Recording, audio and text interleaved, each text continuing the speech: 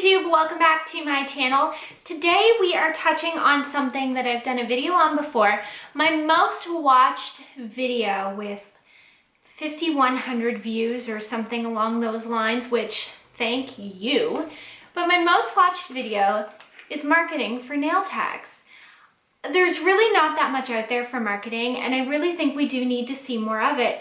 We all have, Facebook, and we have our page, and most of us have Instagram, and if we don't, I do think you really should, but there's nothing really out there geared towards us. So I've done a ton of research, and every time I kind of plateau with that research for the now, like for the January 2018 or January 2019, I put forth that new information. So my last video, I'm sure is still helpful. I just rewatched it. There's a lot of good tips that is still in there that applies to today. When I made that video, it very much applied to that point in time, but I've learned more since then. So here we are with another marketing video. If you haven't subscribed yet, please do. I do wholly appreciate it. If you haven't liked this video yet, I hope you do, and I hope you find that it does help you. If you have any comments, any questions, please put them down below, and I will do my solid best to answer them for you.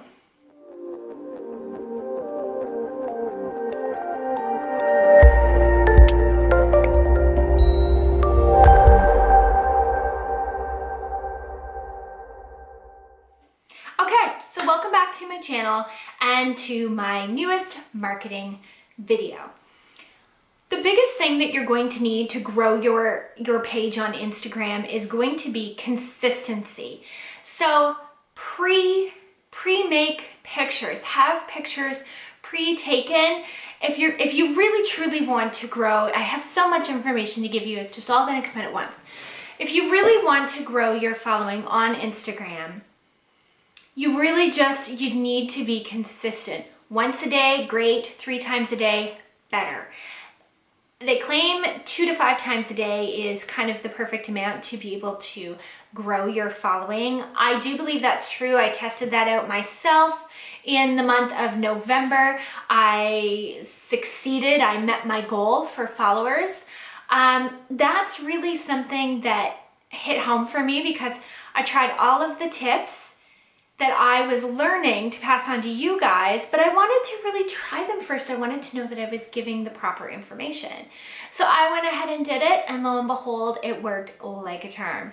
But the problem is that we are busy. In the month of December, I slacked on my posting a little bit because I didn't have my posts made ahead of time. I didn't have my ideas. I kind of left it to a whim, thought that it would be fine if I just took pictures on the daily and threw them out there. It wasn't fine. It really wasn't fine. You need to schedule your posts.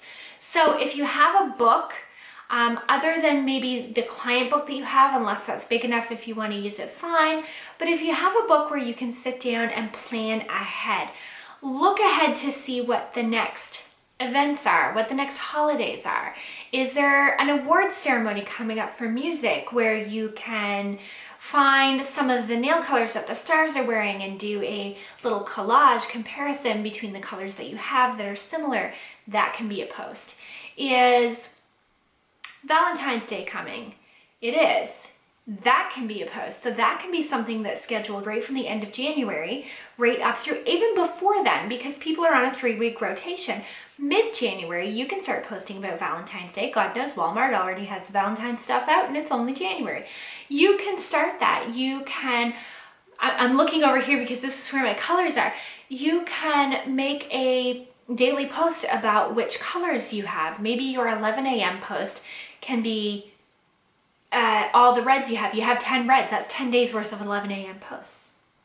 Then you have last year's Throwback Thursday of the Valentine's Day nails that you did. You must have a few of those. That's 3 Thursdays of your 3 p.m. post. So there's that.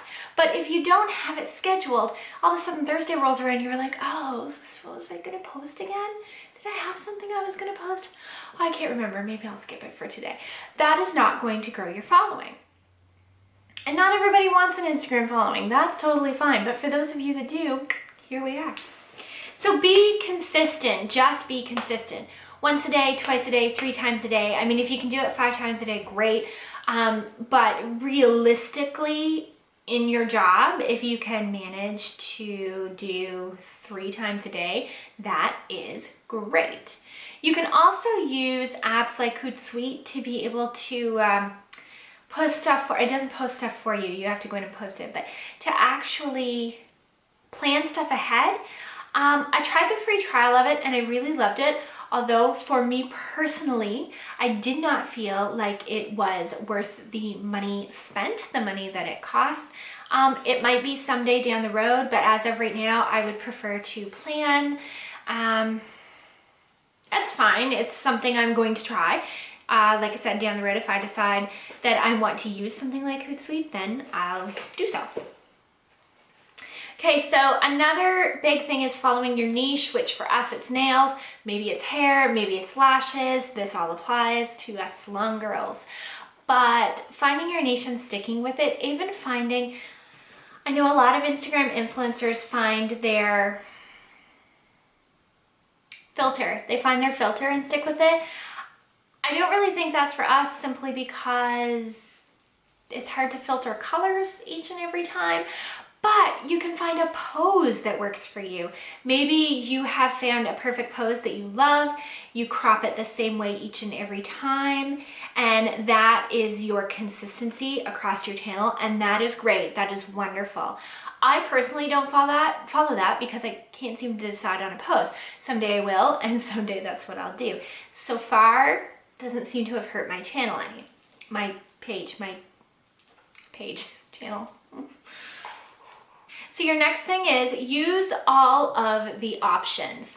So Instagram gives you pages, IGTV, your highlights sections. Use them all. Use all of the things. When you use all the things that Instagram offers you, it does push you ahead further into the algorithm. So use all of the things.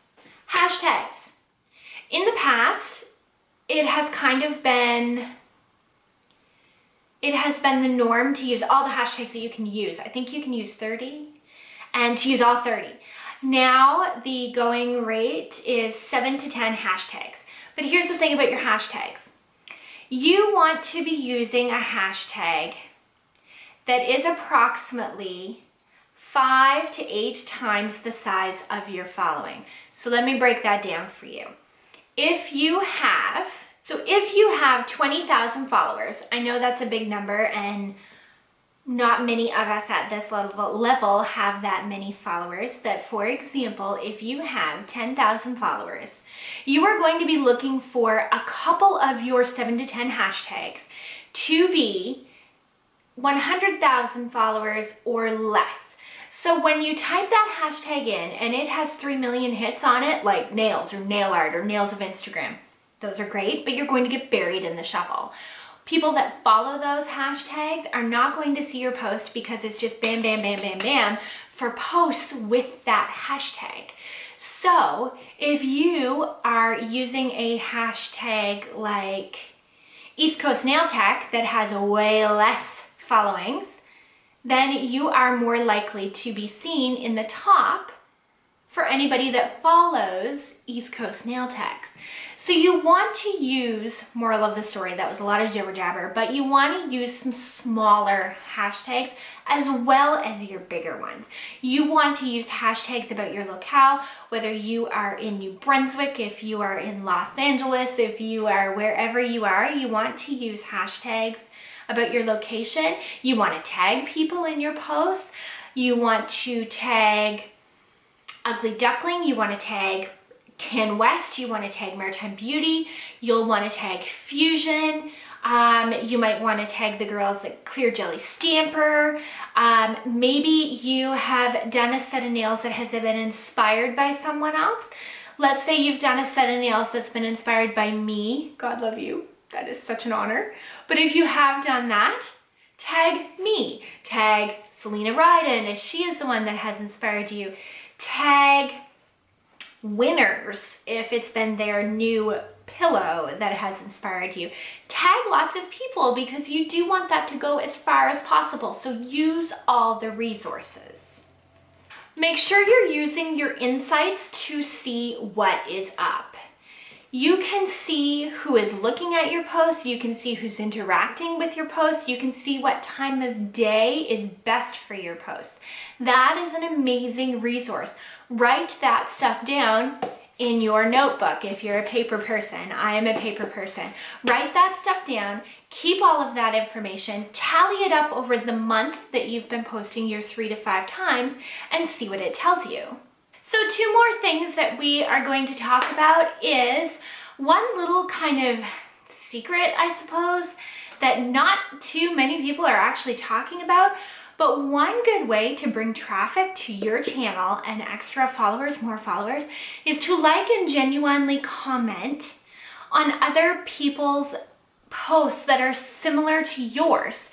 So scrolling through, you know, you're following 2,000 people, 1,500 of them or 1,700 of them do nails. When you see a set of nails that you like, take the time to stop and genuinely comment.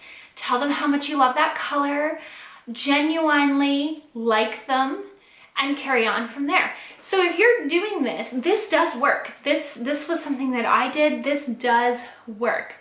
Another thing to do that I found for me was helpful, in writing, set yourself a goal. I would like you to comment down below and tell me what your goal is. As far as followers go, tell me what your goal is. I want to see it. And then I want to see you guys achieve that. And when you do, come back and tell me. I would love to see that you guys have achieved your goal with Instagram, especially if you've used some of these tips. So I truly hope you've enjoyed this video, and I really hope it helps your following and helps your own page. I keep wanting to say channel, your own page. Please, please, like I said, comment down below with your goal. I would love to know what it is. I would love to start a conversation with you about this. If this video has helped you any at all, please give it a thumbs up. And I hope that you have a wonderful 2019.